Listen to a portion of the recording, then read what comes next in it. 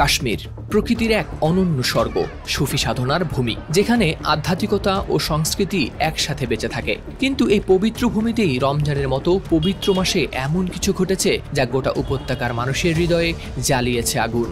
ভারত নিয়ন্ত্রিত জম্মু কাশ্মীরের গুলমার্গে বরফে ঢাকা স্কি রিসোর্টে আয়োজন করা হয়েছিল এক অশ্লীল ফ্যাশন শো। অনলাইনে ছড়িয়ে পড়া বেশ কিছু ছবিতে অর্ধনগ্ন পুরুষ ও নারীদের পাতলা পোশাক পরে হাঁটতে দেখা গেছে র্যাম্পে, আর সেই ছবি ছড়িয়ে পড়তেই বয়ে গেছে সমালোচনার ঝড়।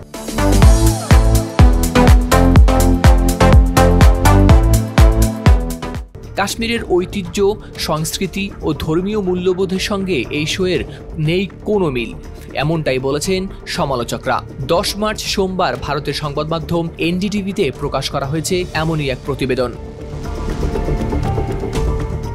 বিতর্ক এতটাই তীব্র হয়েছে যে জম্মু ও কাশ্মীরের মুখ্যমন্ত্রী ওমর আবদুল্লাহ নিজেও প্রকাশ করেছেন ক্ষোভ। তিনি স্বীকার করেছেন যে এই ঘটনায় জনগণের প্রতিক্রিয়া অত্যন্ত স্বাভাবিক। মুখ্যমন্ত্রীর কার্যালয় থেকে ইতোমধ্যেই স্থানীয় প্রশাসনের কাছে এই ঘটনার প্রতিক্রিয়া জানিয়ে রিপোর্ট তলব করা হয়েছে। ওমর আবদুল্লাহ 24 ঘন্টার মধ্যে এই বিষয়ে একটি প্রতিবেদন চেয়েছেন এবং আশ্বাস দিয়েছেন ব্যবস্থা নেয়ার।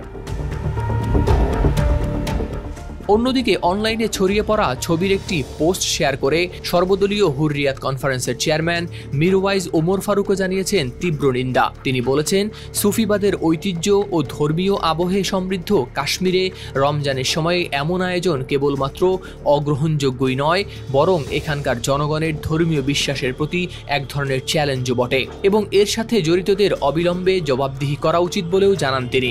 এই ঘটনায় শুধু কাশ্মীরের ধর্মীয় ও রাজনৈতিক মহল থেকে নয়, সাধারণ মানুষের মধ্যেও ছড়িয়ে পড়েছে ক্ষোভ। সোশ্যাল মিডিয়ায় বহু মানুষ পোস্ট করে প্রশ্ন তুলেছেন, এই পবিত্র মাসে যেখানে আত্মসংযম আর ইবাদতই প্রধান, সেখানে এমন আয়োজনের অনুমতি কিভাবে দেয়া হলো।